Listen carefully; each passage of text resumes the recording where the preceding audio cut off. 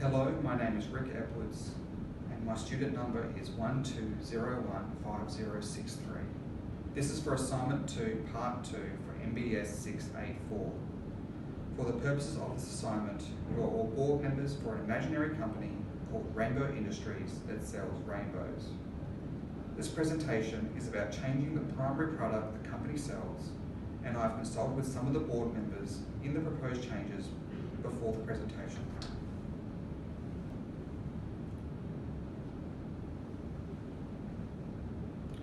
Welcome.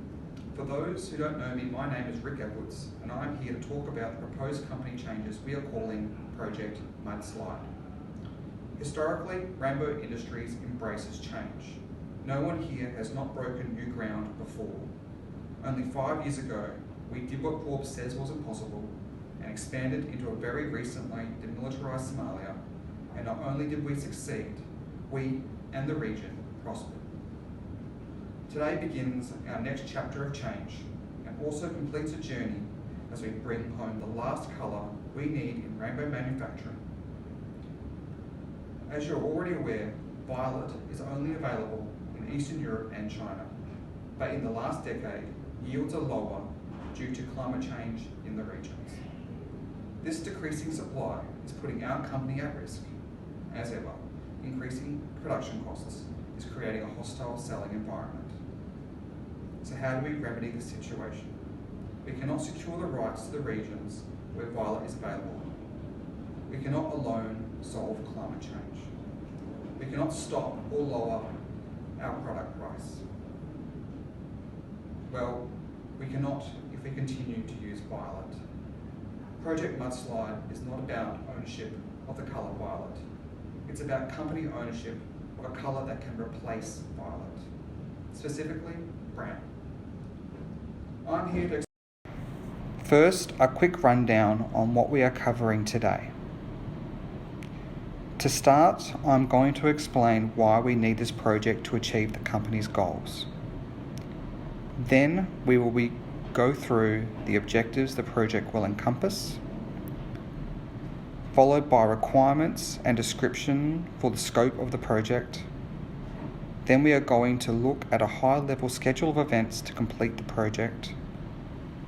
We will then cover what requirements need to be met before we can begin. And finally, I'll briefly cover the team members I've approached already to help ensure this project's success.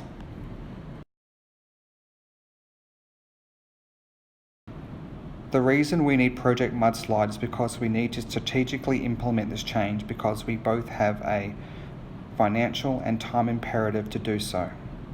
And we'll need to require coordination across and also outside the business as we build a new workforce to replace our previous operations. As we are all well aware, the current cost of manufacturing rainbows is only increasing and is threatening future sales. So not only do we have a financial motivator to start this project, but also time will cost us as well. The project aims to reduce company risk from using violet, minimise risk while we are changing to brown, and ultimately maximising returns for the new product and promote future sales. To do so, we need to operate efficiently and build a larger business.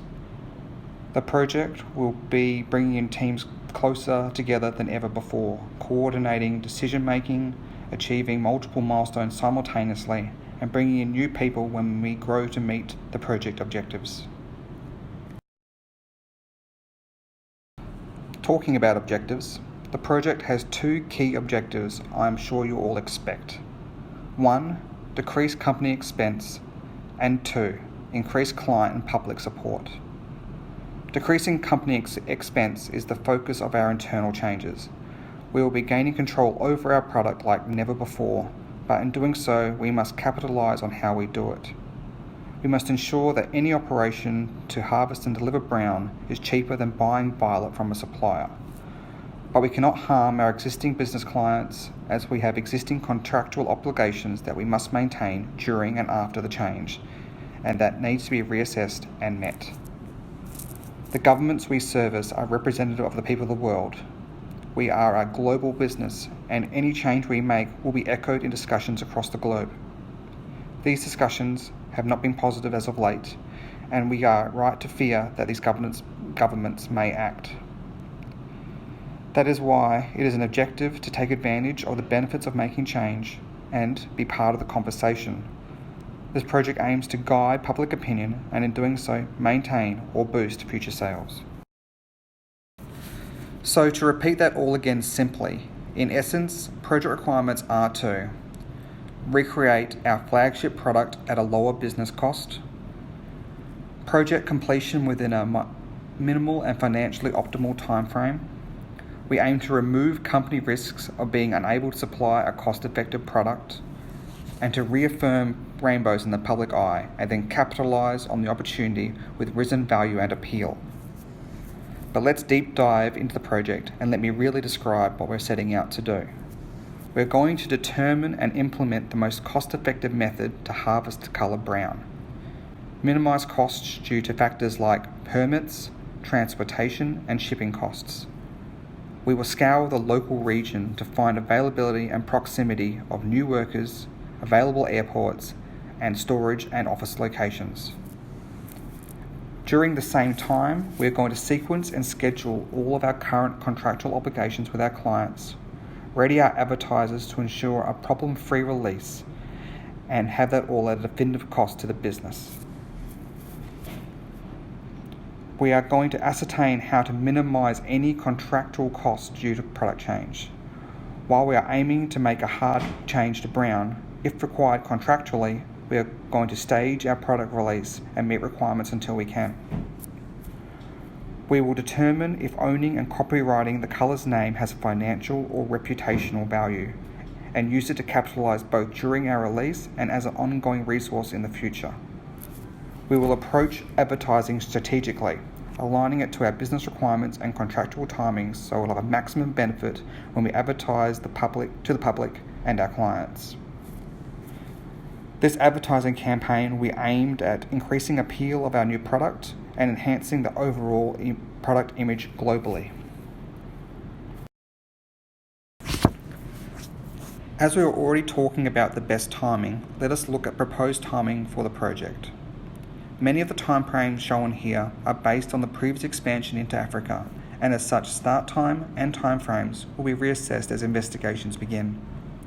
As you can already understand, Australia and Somalia have their own specific challenges, such as skills shortages in Africa and higher costs of FIFO workforce in Australia. As you can see, it is currently planned that the project will be ready to announce to the public in approximately 1 year. Harvesting the new colour will start 6 months after that, and we were selling brown rainbows by July 2022. As you can also see, to achieve the project's objectives, every business area will be effective, including yourselves, as changes are proposed and approved. Across the company, we will be doing more than ever before to build our future success. So what I've done is explain an idea and process on how to execute that idea, but I'm sure you have concerns outside this. Approval of this project requires more than a concept, so before officially starting this project, the following checks and balances will be brought forward back to the board.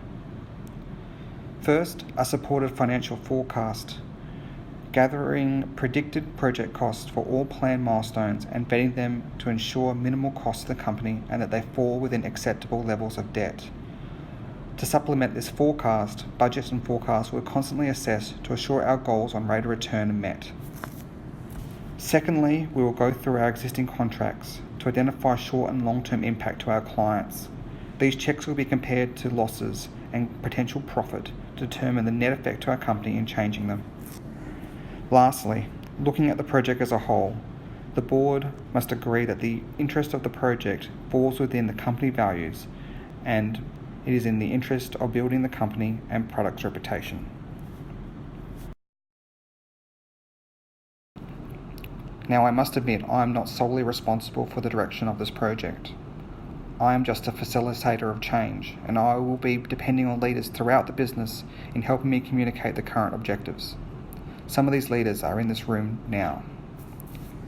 On acceptance of this project, these leaders will start to bring this project together, responsible in helping achieve every milestone to the best our company can deliver, feeding back results and updating our deliverables. As you can see, the workload between teams is split quite reasonably and tasks do not exceed previous company achievements.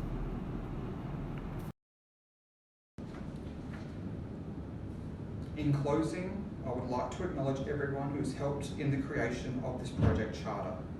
CEO Ivory Pizzana in explaining the company direction requirements for the project. CFO Sanford Bayala in supplying and clarifying our previous costs and challenges experienced during the African expansion. COO Michael Iwanski in assisting me in the challenges of new locations and starting our new colour harvesting team. And Dominic Hussey in the technical requirements, deploying new equipment and the effect of international leasing agreements.